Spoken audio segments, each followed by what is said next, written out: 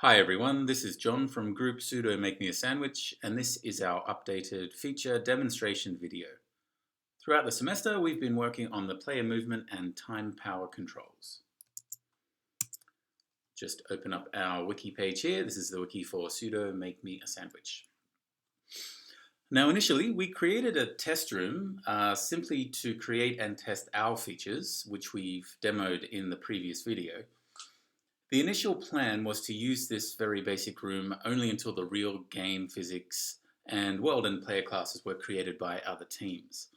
We would then hook up our controls and time features to those classes.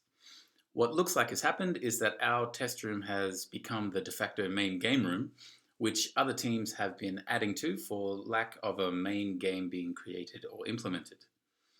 So I will run you all through our controls, which are also documented on our wiki page here.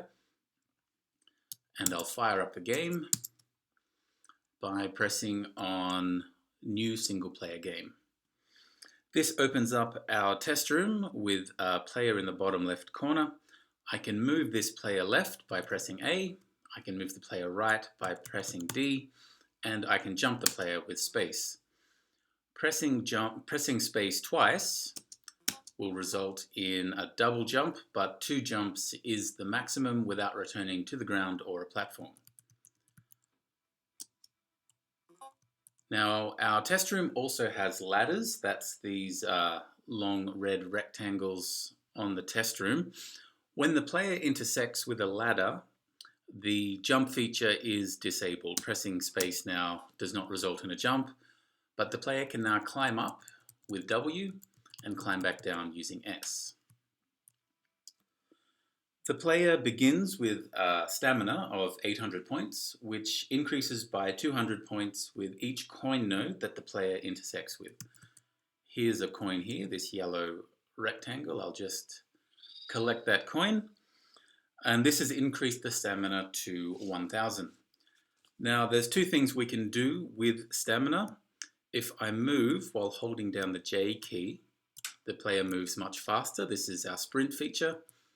The other thing we can do with stamina is hold down the K, and this slows down time. We can see time is slowing by looking at the cloud movement in the background. This is normal speed. Now I'm holding down K and the clouds have slowed down there. Both the sprint and slow time spend the stamina until stamina reaches 0, and then these features are deactivated. Stamina slowly then regenerates to the new maximum depending on how many coins the player has collected. As you can also see, the achievement team have been working on our test room here.